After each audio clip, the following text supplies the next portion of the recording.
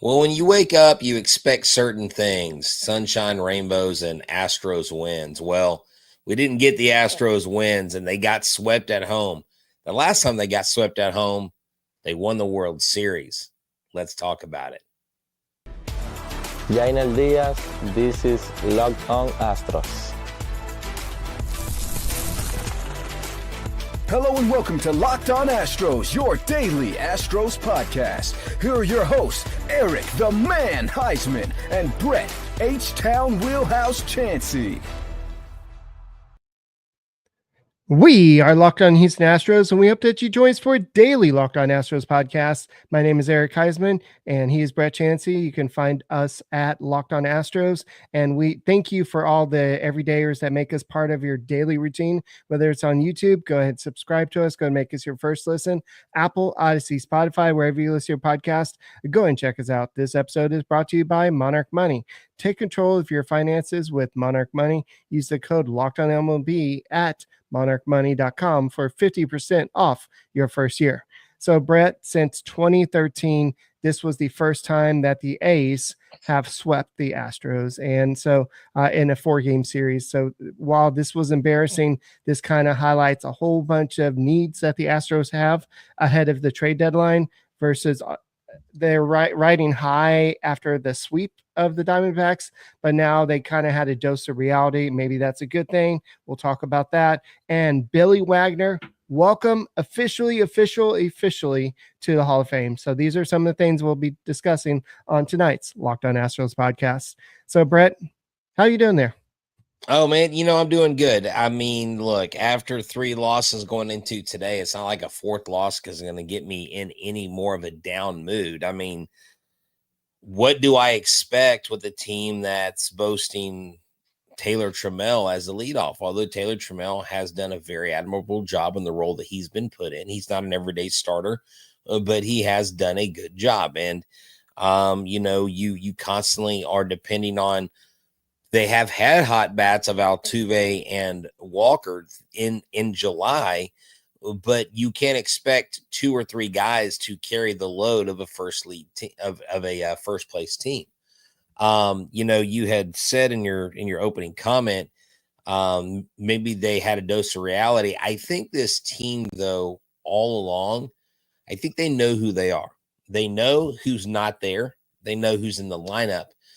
But they know what they have to do each and every day. I did a live on TikTok last night, and Ari Alexander joined me from KPRC Channel 2, and he had some real insightful things to say. And one of the things he said, because I asked him about the clubhouse and how the players are, and this totally relates to a sweep like this. He said what he's noticed all year is that the guys come into the clubhouse, they work, they have their routines. They don't get away from their routines. No matter how good or how bad it's going, they stay consistent with what they're doing. And they're confident. He said there's no big egos. Everybody's a clubhouse guy in the clubhouse. So he said, it is hard to believe at times that they've won this many games with the ill repair that they're in with 18 on the IL. But this team is a benefactor of the culture. But the truth is they can't sustain this realistically for the next two months or so without getting major help back and that major help contributing. But I think once that happens, things will turn around. And hey, I think it was mentioned up here, 4 times or 3 times that the Astros have been swept by the A's. They've gone on to win. They've gone on to play in the World Series. So, hey, I don't know. Is there a correlation? Probably not. But, it's an interesting little nugget. We love little stats like that, little oddities of the game. So in this series, Brett, let's just kind of get back to the disaster of this series. The Astros lost today's game 7-1. They're 60-46. What they've been doing, and I don't think we've been emphasizing this enough, they're about to tie a record. So in the past 18 games, they've allowed the opposing team to score first. Yep. They now are second all time in terms of this record, and they're about to tie let's say they do it in their next game with the 1977 Braves. Sorry, they did tie with the 1977 Braves, but if they get 19, they'll tie with the 1987 Orioles with 19 straight games. And so what the Astros starting pitching is doing is they're automatically putting the offense in a hole, and it's hurting the team. Yes, they went on that sweep in Arizona, but at the same time, it wasn't. I think the Diamondbacks were. I think they all expected them to start sell, and maybe they kind of had that. I think where there's about to be a big shakeup.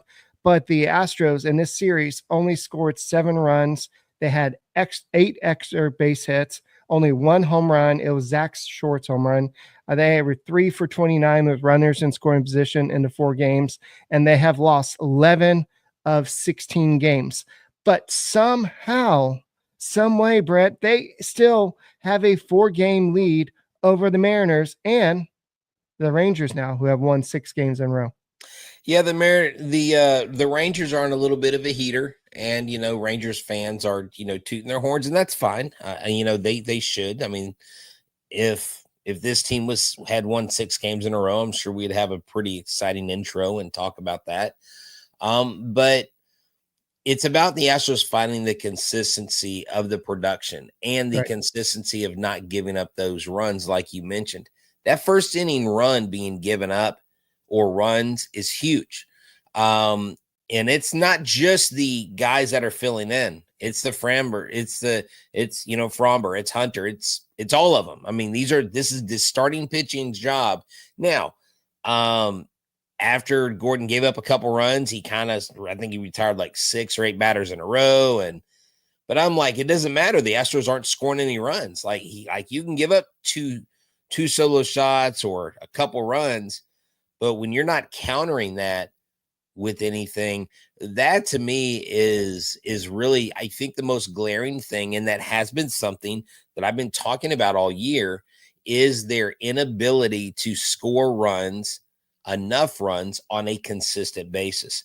And Eric, it's because of that I really believe that the Houston Astros, Dana Brown, is going to be looking for a bat. We'll talk about that in the next segment.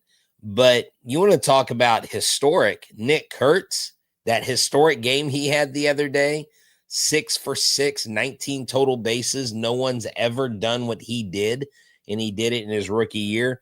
This kid profiles to become a major thorn in the Astros side. If you think the A's are pesky now, just wait till they get actually good at baseball as a team. So that was brutal. I was kind of joking and hoping that Nick would switch locker rooms and the Astros would make some trade and keep him in Houston, because that kid's on fire. He's a rookie, and it would take a lot to. I know. Oh no. I'm not saying realistic. I'm just saying that would be the one guy that you're like, well, Nick Kurtz is staying in Houston.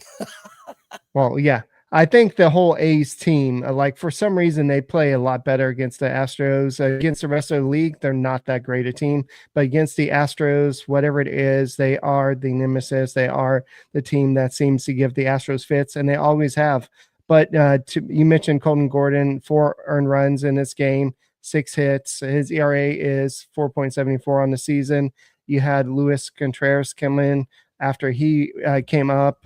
Nick Hernandez was already optioned after that disaster of a game the other day when they lost by, I forgot, it was like 15-3 or something, but it was a disaster of a game.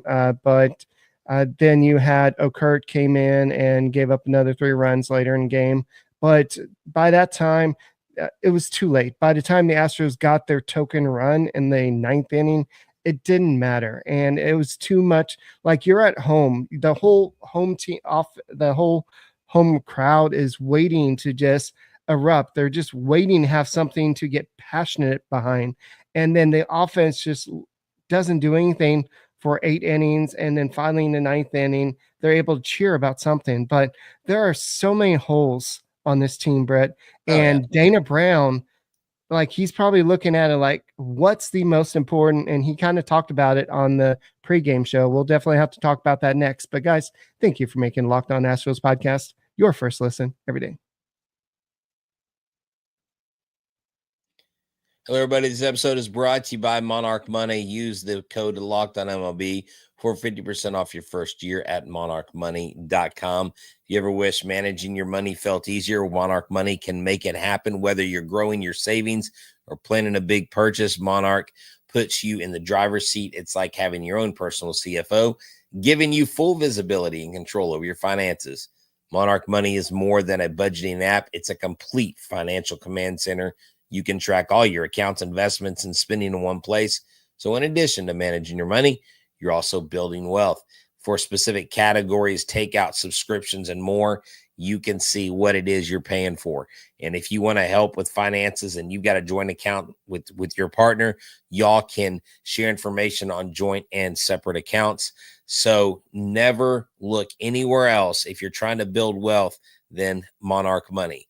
Take control of your finances. Use the code LOCKEDONMLB at monarchmoney.com for 50% off the first year. That's monarchmoney.com, code LOCKEDONMLB for half off your first year. Hey guys, go and make us your first listen. Apple, Odyssey, Spotify, wherever you listen to your podcast. Go and check out the Locked On Astros podcast. My name is Eric Huysman. He's Brett Chancey. We have a combined 18 years of podcasting experience. So thank you for making us your first listen every day. So I know that Dana Brown went on to Sports Talk 790 before the game and talked about what the needs are and a little bit of injury updates. But right now, it's just like so many different injuries up there. And Brett, I wore this shirt on purpose. At October ready. I don't know if the Astros right now are October ready because they don't really have the lineup. They don't really have the pitching. Their bullpen was doing great, but because of the inefficiency of starting pitching, the bullpen has fallen off a little bit. Plus, I think that a lot of it had to do with how good the starting rotation was doing. And now the bullpen is not as good as we thought it was. But Dana Brown has a lot going on. But the first thing I want to talk about with you, Brett, before we get into the trade talk, is the injuries. Because Dana Brown have some stuff come up over the weekend. Isaac Paredes and Brandon Walter for sure is something we got to talk about. But Isaac Paredes, the hamstring is more serious than they initially thought.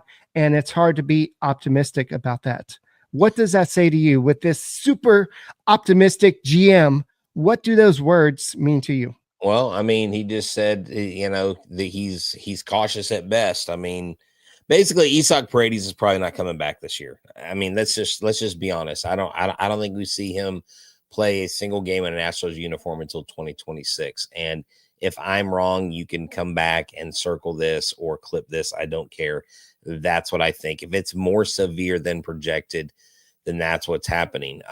But there are some injury updates, Eric, that are actually rather encouraging. Spencer Arrighetti, in his one rehab start, I posted a clip of one of his strikeouts, and he's got that kick, what I call the spaghetti swag. So it looks like his rehab start, if it goes well, he'll be back. Christian Javier is expected shortly after Arrighetti. Then you have Jeremy Pena. He could return as early as August 1st. He's going to have some rehab games before he does that. And then look, Yordan Alvarez, and you were talking about, is this team October ready, or saying that they're not, which is true. Basically, what we have is Yordan about to take live ABs, okay? His rehab stint is likely going to be short.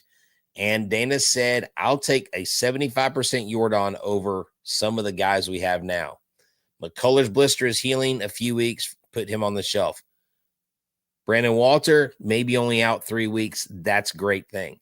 So what does all this mean, though? What do all these injuries mean? And what does their timeline mean? He didn't mention Jake Myers. I don't expect him back. But he did talk about Yordan Alvarez. If you get Yordan back and you get Pena back and Jacob Melton's hitting well and you get him back, okay, and then you get Arrighetti back and you start getting some of these guys back, this team looks a lot better full strength. And right now, Houston's looking for a left-handed bat and an infielder. If the infielder is a left-handed bat, that's a plus, but they're looking for those two things. He didn't mention anything about pitching, but Eric, they might want to look at some relief pitchers, low-cost relief pitchers. I just don't know how much they have to give. I know that you kind of touched on it there, but I thought it was pretty surprising that they said that Jeremy Pena might play 3 games with Triple A Yeah. and could be back as early as as August 1st, as you said. And he also said that I'll take 75% Yordan Alvarez over some of the guys we have now. So that's kind of what I was talking about in one of my solo podcasts, is the fact that we are to the point where you might have to settle with a guy that's not 100% in Alvarez, just because what you have right now is not getting it done. And you need a left-handed hitter. And I know that Buster Olney over the weekend basically said that the Astros are desperately searching for a left-handed hitter, somebody that potentially could play left field or second base. Right. And they're going to decide what to do with Jose Altuve from there. But from what it sounds like from here is that they're primarily focusing on a infielder at this point, especially with Paredes, and Pena should be back, but maybe they're going to focus on somebody that can play third base. And I know that we talked about McMahon, the guy that was traded to the Yankees, but that was a guy I thought the Astros would jump all over. But the Yankees are probably scared off by the Suarez talks, and that probably should send a message to the rest of baseball, is the Diamondbacks are expecting a huge haul for Suarez. I don't think they're going after Suarez. Suarez is gonna, like you said, too high of a cost. I see Seth Lugo mentioned in here. He's not being mentioned with the Astros at all.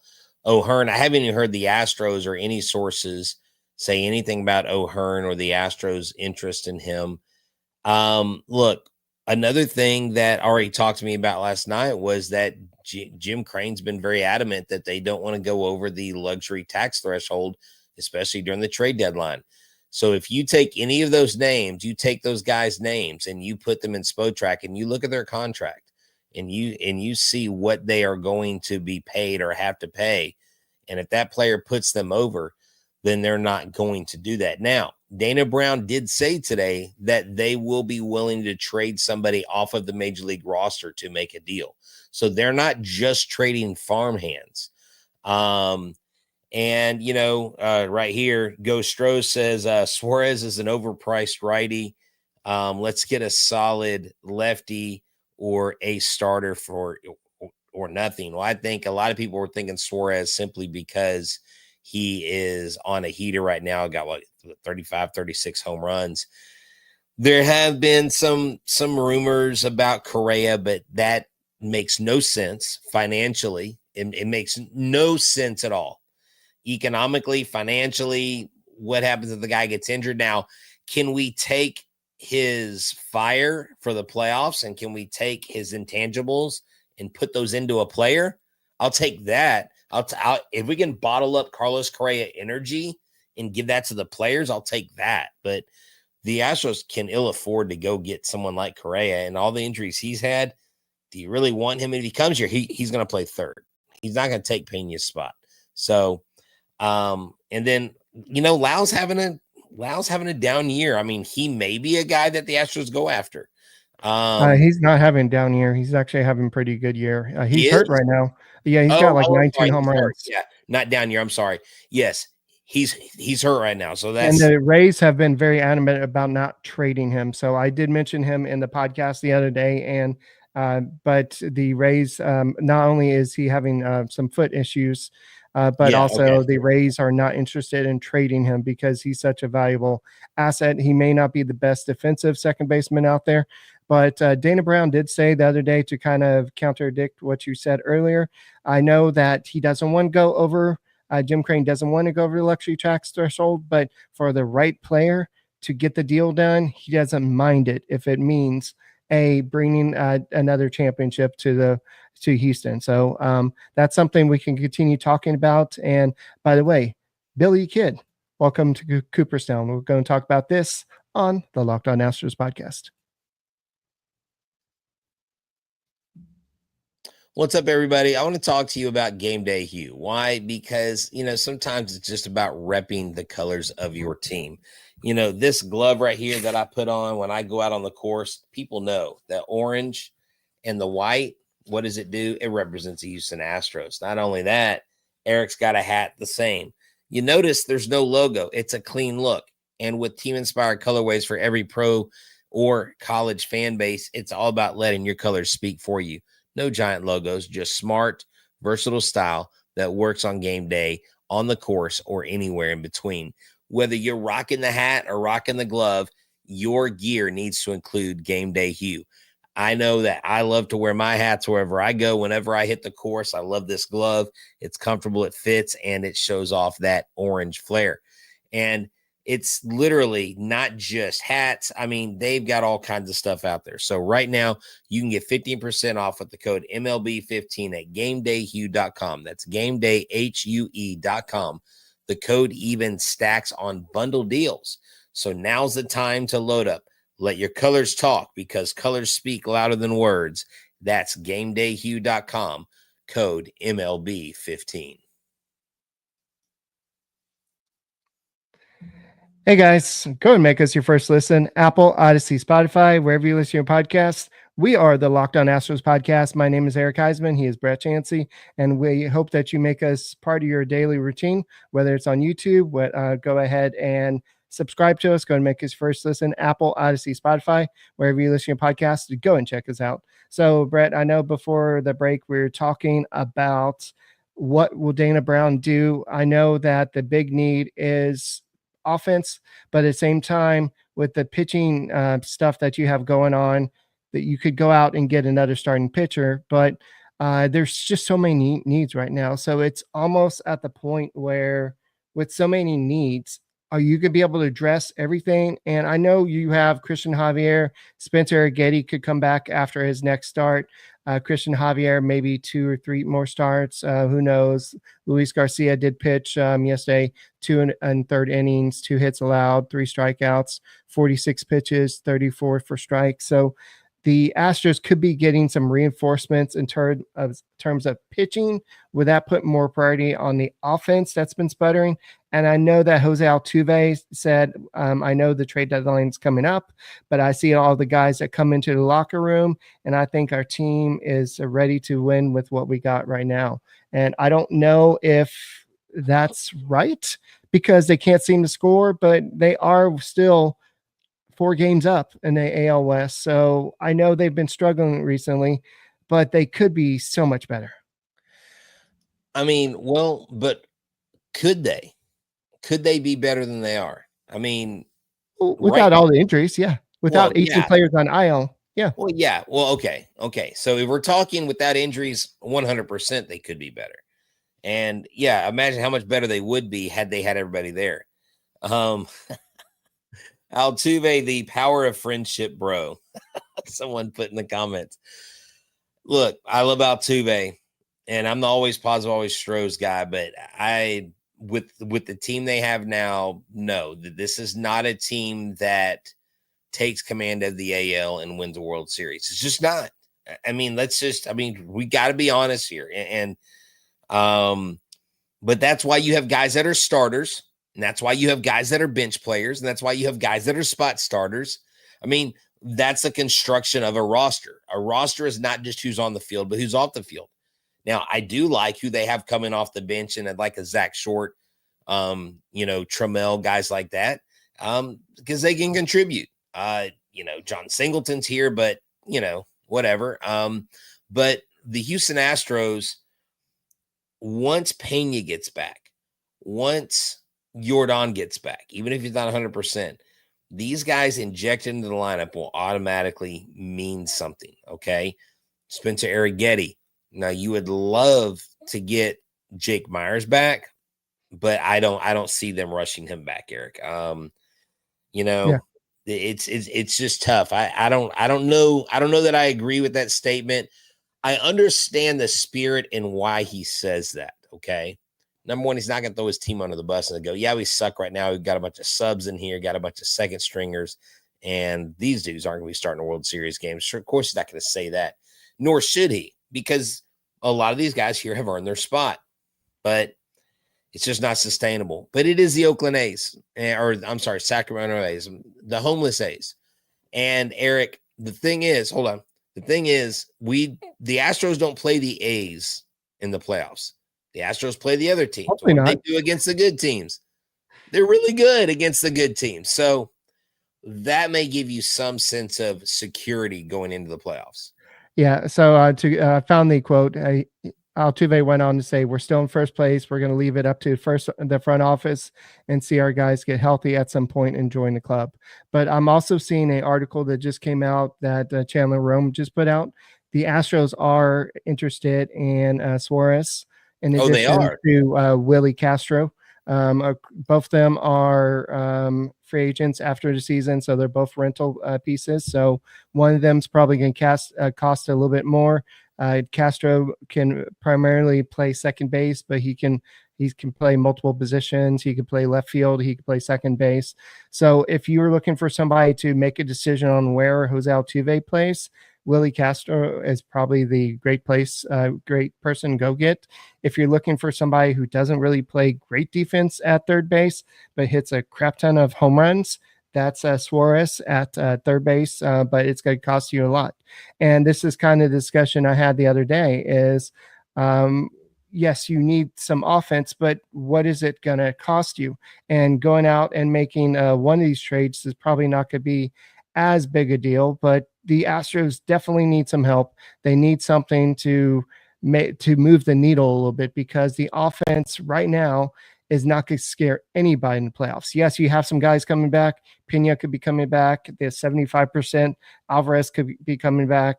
Then, but you still have to rely on these other guys.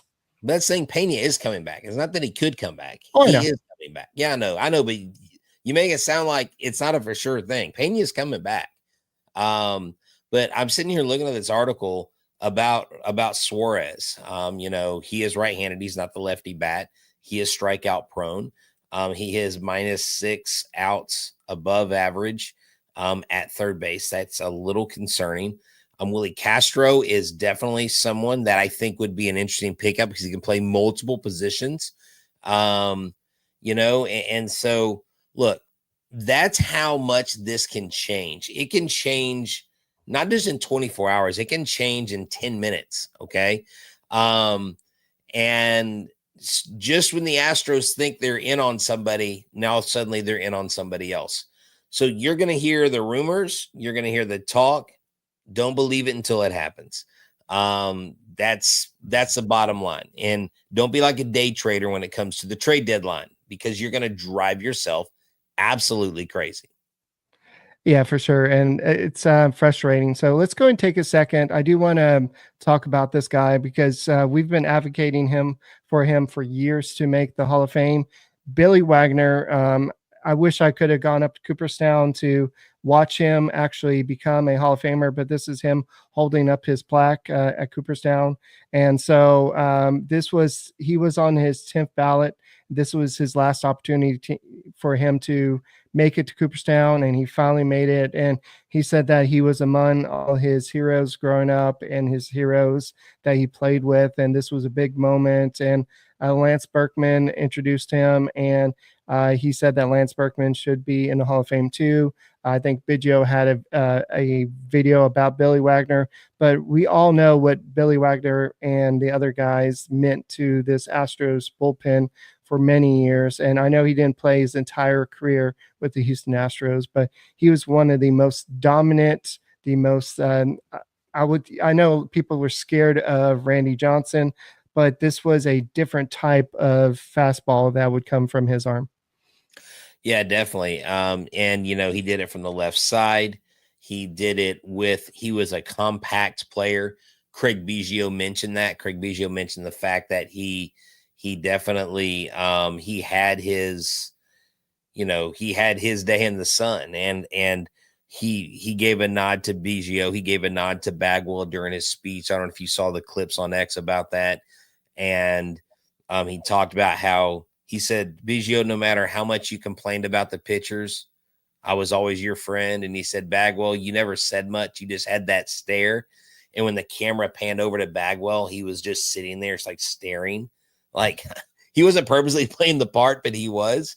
And but Billy Wagner, just everything I've heard from him, everything I've heard from guys that I've talked to that have played with him, because I got to interview Bijou and Bagwell before the season, and I actually got to talk to Billy. This is an humble guy. This is a country dude that made it big, that made it all the way to the top, and on the last chance going to the Hall of Fame, he made it in. But the fact is, no one's going to look at he waited till his, he didn't make it till his 10th year. He's on there. He's in the Hall of Fame. It doesn't matter if you're the first or the 10th. You're a Hall of Famer, and that is a 1% group. That is elite company. All right, so Joseph wants to bring back Billy Wagner. So I don't know if you can come back pitch after you've been elected to the Hall of Fame, but yeah, have you seen some of the former big leaguers throw in banana ball? They get crushed in banana ball. They would surely get crushed here. Yeah. I mean, if you want it to look like ninth inning Stephen Okert or Caleb Cooper Hummel, yeah, or Cooper Hummel, or Cooper gave up that home run. Oh man, he tried though. He tried. Does that fourth home run really count? Should we put an asterisk? Of course it counts. Of course it counts. It's a first baseman DH. It's a professional game. If it was you, would you be like, okay, guys, that doesn't count? Hell no, you wouldn't do that. That counts, dude. I mean, I know. Yeah, I mean, the Astros should have done their job and gotten them out. They didn't. I mean, look, that was crazy. That was a historic game for them and for that player. Well, Brett, I don't know if you know this, but the Astros are about to play another bad team, another team that's probably going to be selling right now in the Washington Nationals. They are 43-62 on the season, and they're facing the Lord. It's going to be Framber Valdez versus the Lord, and the Lord is 2-5 on the season with 3.39 ERA. Wait, is that the guy's name? No, I don't know what his first name is, but he is Brad Lord. But it just feels like anybody that pitches against the Astros. I said, is his name Lord? And you were like, no. Like, I thought you were just making something up. Yes, Brad Lord. Okay. Yeah. Okay. So I forgot what the guy's name was from Guardians of the Galaxy. What was the guy's name? I don't remember. Whatever's, but I was just trying to think of his name. But the Astros just seem to not fare well against the bad teams. And I know, like you said, we're not going to be facing the Star-Lord. Okay, that's who it was. Yeah, I didn't know what you're talking about. Go ahead. Yeah, Star-Lord. So the Astros just seem to face not pitch well against or play good against the bad teams, but they got to stop this. They got to go out there and play great against this team, because you can't count on the Mariners to lose. You can't count on the Rangers to lose. The Rangers are on a big winning streak, and you can't count on Dana Brown to go out there and make a big acquisition. Like Altuve is partially right. You got to go out there and you got to play with the players you got. But I'll be highly disappointed until if Dana Brown sits this out. But at the same time, I see a situation where Dana Brown does sit this one out. Well, in their last 11 home games, Eric, they are 1-10. Mm-hmm. They're 1-10. So, yeah, they've got to be better. Either 1-9 or 1-10. That's bad. And this has been a very good home ball club this year. So, yeah, man, wash it. Forget about it. It's over with. It's the A's. They won their World Series. Let them have the participation prize and go on and beat the Nationals. Just do what you got to do. Guys that are hurt, get back quick. The Astros need you. Right. Yeah, the offense needs you. The bullpen needs you if there's any arms, but the rotation needs you. But guys, that's all we got for this edition of the Locked On Astros podcast. My name is Eric Huysman. You can find me on X at Eric Talk Stros.